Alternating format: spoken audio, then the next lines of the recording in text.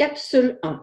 Pourquoi une obligation de protection pour l'employeur en matière de violence conjugale au travail? Une récente étude de Statistique Canada démontre qu'en contexte pandémique, une femme sur 10 craint qu'il y ait de la violence familiale dans son foyer. La violence conjugale est la forme la plus commune de violence faite aux femmes. La moitié des auteurs des violences dont sont victimes les femmes, c'est un partenaire intime ou un ex-conjoint. Et cette violence, ce n'est pas une perte de contrôle. Au contraire, c'est un moyen choisi pour dominer l'autre, pour affirmer son pouvoir sur elle. Ces statistiques ne sont que la pointe de l'iceberg. En effet, 70% des actes de violence conjugale ne sont même pas déclarés à la police. Et cette violence, elle a des conséquences qui se répercutent dans les milieux de travail. Pour la travailleuse victime, ses collègues, l'employeur, la productivité de l'entreprise et même dans le milieu où travaille l'auteur des violences. 80% des victimes de violences conjugales sont des femmes.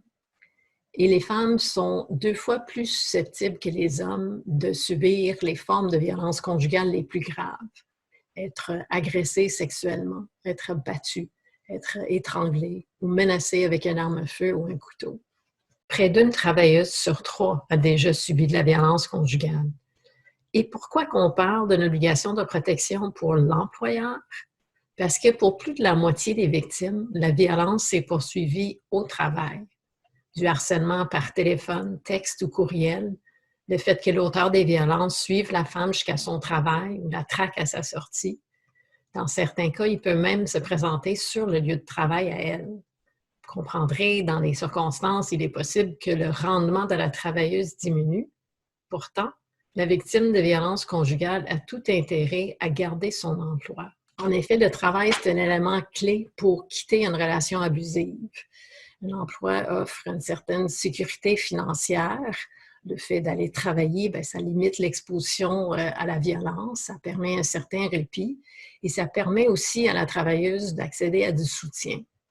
Autre raison de mobiliser les milieux de travail dans la lutte contre la violence conjugale, les collègues. Les collègues sont souvent les premières personnes à dépister le fait que quelqu'un est victime de violence conjugale. De plus, il faut comprendre qu'alors qu'une femme peut se sauver de la maison et se réfugier dans une maison d'hébergement, si elle a un emploi, elle ne peut pas nécessairement se sauver de son emploi de la même façon. Et si la traque dans les environs de son travail, selon l'INSPQ, c'est un signe de danger imminent.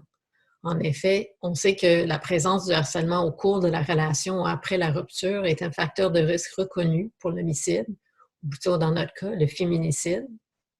Et c'est pour ça que nous, on croit que si l'employeur est en mesure de prévenir la violence conjugale au travail, de protéger la travailleuse, il doit le faire. Notre revendication, puisque la violence conjugale peut aussi se manifester au travail, les employeurs doivent avoir une obligation de protection à l'égard des travailleuses qui en sont victimes. Si vous êtes victime de violence conjugale, il y a de l'aide pour vous.